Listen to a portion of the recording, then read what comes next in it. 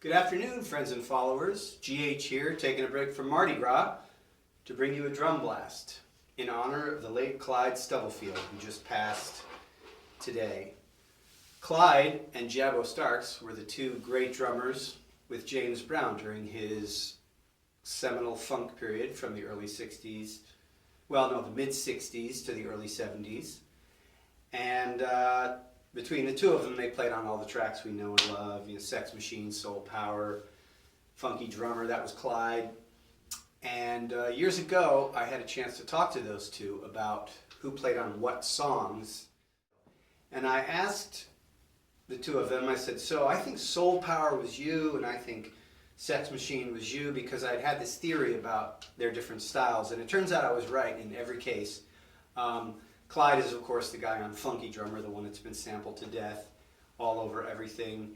And also on I Got the Feeling, which is that real busy breakbeat kind of a thing. But the track that I think deserves wider recognition is Talkin' Loud and Sayin' Nothing. To me, that's just the craziest, funkiest thing. And it's Clyde. And when I asked him about it, I said, so, Talkin' Loud and Sayin' Nothing, was that you? And he said, yeah, with a sense of obvious pride. And we talked about how great it was and how great the track is and the groove and the arrangement and the lyrics and the whole thing. And then I got up the courage to ask him a question that I had been wondering about for years, which was, what is the bass drum part? Because the way a lot of those recordings were recorded and mixed back in those days, it wasn't this big kick you across the face drum sound that we get now. And the bass drum is almost inaudible. Actually, is kind of inaudible, especially if you're not looking for it. So his eyes kind of lit up. He saw where I was going, and he said, what do you think it is? And I said, well, even though it's kind of strange for that period of time, I think it's 4 on the floor, 4 quarter notes per bar. And his eyes lit up, and he said, you got it! Usually people get it wrong because they expect it to be the standard boogaloo.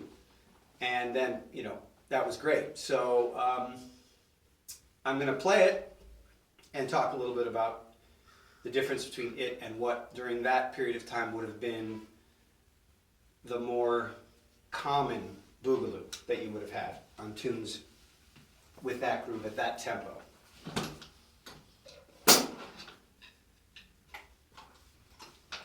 So the important thing about it is that you don't play the bass drum too loud, because if you play the bass drum too loud, then it becomes something different. On the recording, the bass drum is just barely audible, so it kind of leaves the bass and the guitar a lot of room, make the funk happen. And the other thing is, I think as a precursor of disco, this is about 1970 it was recorded, there's a little tiny accent on the upbeats and the hi-hat.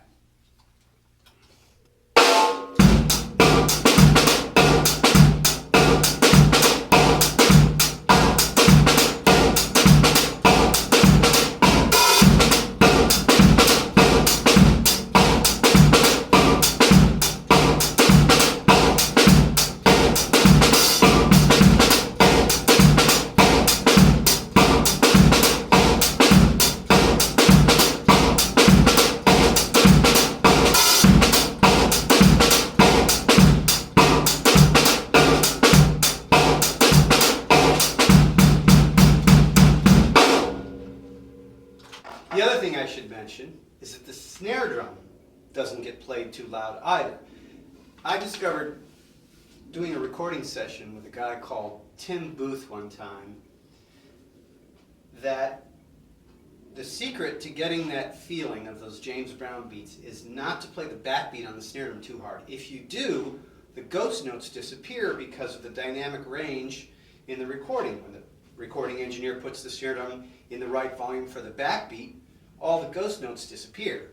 So even though it may seem like you want to play hard when it's funky because you want to make it happen and you want to make the people dance, in actual fact, if you want to get that kind of Jabo Starks funk, Clyde Stubblefield funk, Jabo to a certain extent also, you got to pull it back, just pop that backbeat nice and tight with a little rim shot so it stands out, but don't let it get too much louder than the grace notes. Now, by way of comparison, the more common boogaloo funk in those days would have been the bass drum more on, let's say, 1 and the an of 3, maybe the last 16th note of 2, depending, but more than likely 1 and the and of 3, which sounds like this with the same hands. I'll show you the different foot pattern.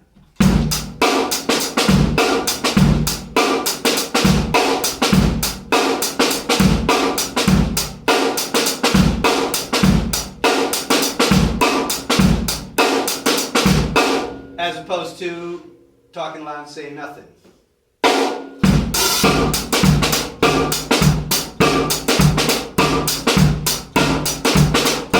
So you can see how the one with 4 on the floor kind of walks more, kind of walks along, where the other one's more broken. Okay, folks, that's it for now. See you next time.